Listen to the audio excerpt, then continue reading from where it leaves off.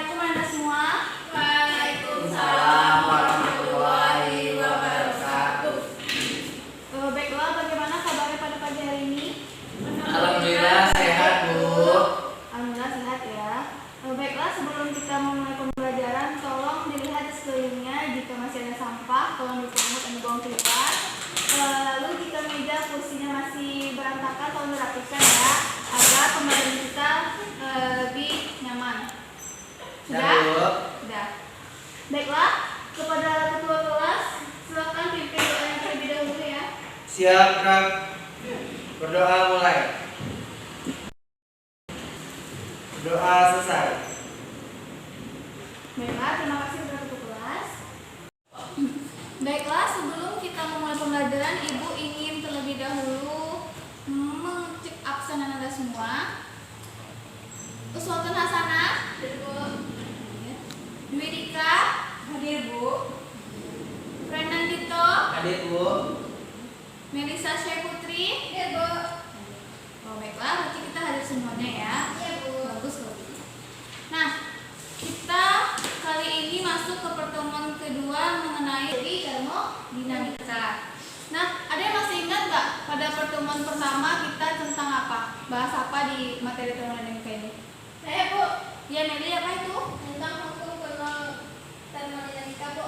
Ya, baiklah Ibu, terlebih dahulu ingin menyampaikan tujuan pembelajaran kita pada hari ini, yaitu jika diberikan materi-materi mengenai hukum pertama termodinamika serta kapasitas gas, maka peserta didik dapat mengulang kembali mengenai hukum pertama termodinamika dan perubahan energi dalam. Lalu yang kedua yaitu menerapkan hukum pertama termodinamika dan pada berbagai proses termodinamika. Lalu yang terakhir yaitu menjelaskan tentang kapasitas calor. Nah, lalu pada pertemuan ini sebenarnya kita ada percobaan, tapi percobaannya nanti Ibu alihkan nanti di akhir ya. Nanti Ibu instruksikan. Nah, jadi itu dia ya tujuan pembelajaran kita pada pertemuan ini. Nah, tadi sudah Ibu bertanya apa materi yang kita bahas di pertemuan sebelumnya kan? Yaitu kata Meli tadi ada hukum kenal termodinamika. Nah, siapa yang ingat tentang hukum kenal termodinamika ini? Saya, Bu. Ya, Dika, silakan. Bunyi hukum termodinamika itu,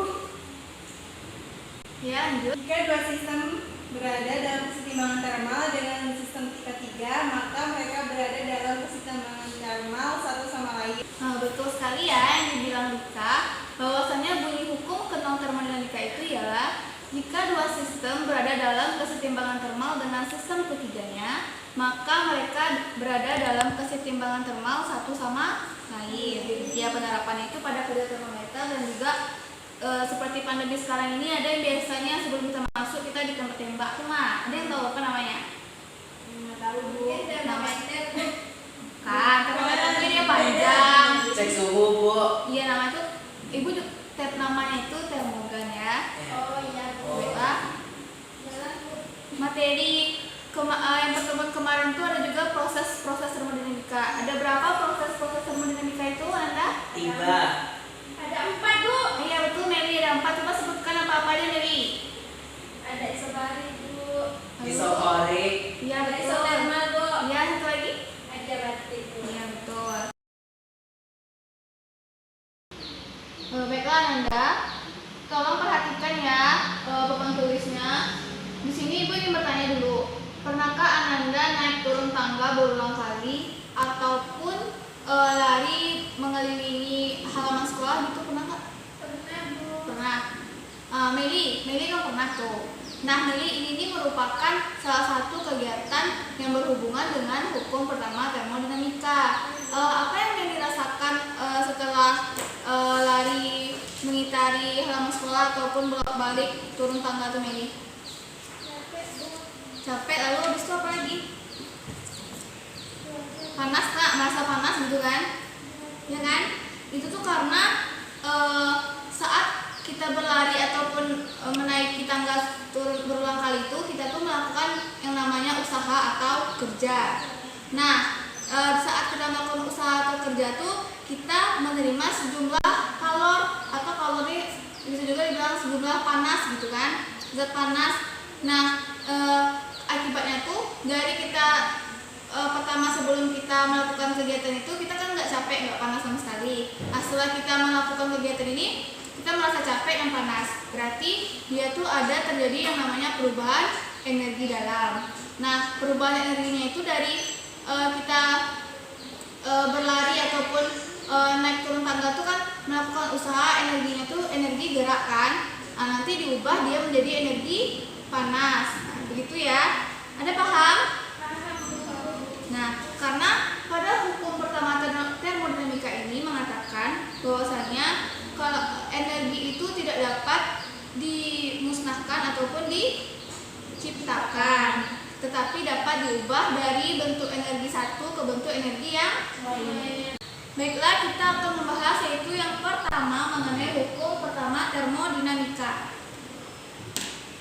Di sini tadi Ibu telah memberi instruksi kepada ketua kelas untuk membagikan bahan ajar serta LKS yang bersangkutan dengan pelajaran kita pada kali ini. Jadi jika ada buku-buku bahan ajar atau buku-buku apalah macamnya itu yang tidak bersangkut paut dengan pelajaran kita, tolong simpan ya Anda. Iya, Bu.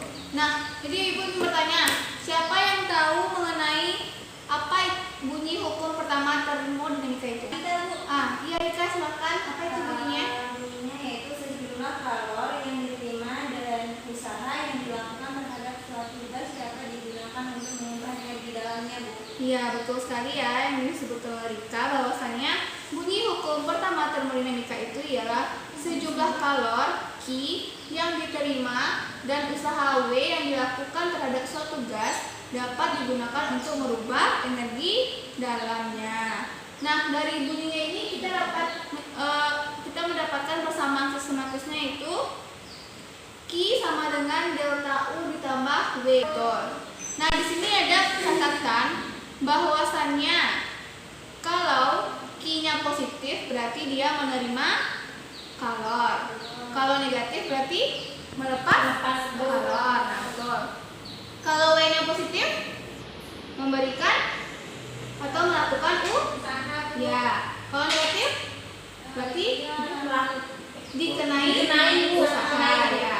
Kalau delta U-nya positif terjadi Perubahan energi, penambahan ya, energi penambahan. dalam. Kalau negatif berarti Penurunan energi dalam. ya, betul ya. Sampai sini ada yang ingin ditanyakan? Tidak. Tidak, Bu. Lalu kita masuk ke proses termodinamika, di mana prosesnya tadi sudah kita bahas kan, sebelumnya ada 4. Namun yang kita bahas sekarang itu berkaitan dengan hukum pertama termodinamika. Nah, yang pertama yaitu ada isobarik, di mana pada pertemuan sebelumnya itu usaha pada proses isobarik itu sama dengan V delta V atau P dalam kurung V2 dikurang V1. Maka untuk pada hukum pertama termodinamika didapatkan persamaannya delta U sama dengan Q dikurang W, berarti delta U sama dengan Q dikurang P delta V ya Anda. Nah, ini grafiknya, contoh grafiknya. Lalu kita masuk proses yang kedua yaitu ada isotermal. Nah, di sini pada proses ini tuh perubahan energi dalam tuh sama dengan 0. Maka kita dapatkan persamaannya delta U sama dengan Q dikurang W, maka delta U nya dari sama dengan 0 didapatkan Q sama dengan nRT ln V2 per V1, karena nilai usaha dari isotermal itu sama dengan nRT ln V2 per V1. Ini juga pernah kita bahas sebelumnya nih. Nah, yang ketiga yaitu isohorik. Isohorik ini kalau di isohorik ini usahanya yang bernilai 0. Maka persamaannya delta U sama dengan I. Perubahan energi dalamnya akan sama dengan kalornya. Nah, ini grafiknya ya.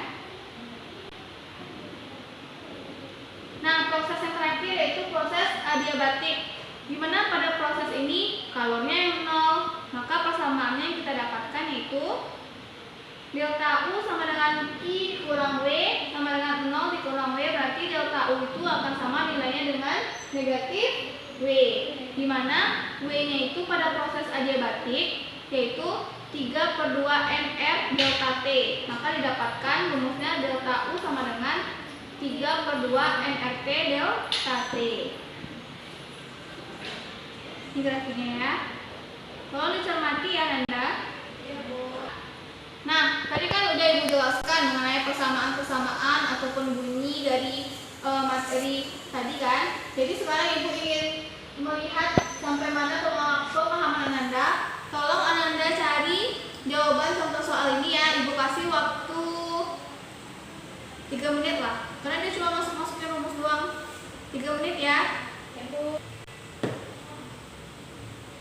Baiklah, waktunya sudah cukup ya. Jadi siapa yang bisa menuliskan ke depan hasil isi dari soal contohnya? Ibu silakan Meli. Hapus saja dulu ya, Semangat Meli. Sepertinya guru sebelumnya lupa menghapus. Jadi besok ketua kelas setelah pergantian pembelajaran guru masuk tuh tolong diperhatikan lagi ya kapan sebelum dihapus atau apa. Semangat Meli, kamu pasti bisa. Supaya tidak terkendala nanti pembelajaran kita. Kalau kurang hapus saja Meli.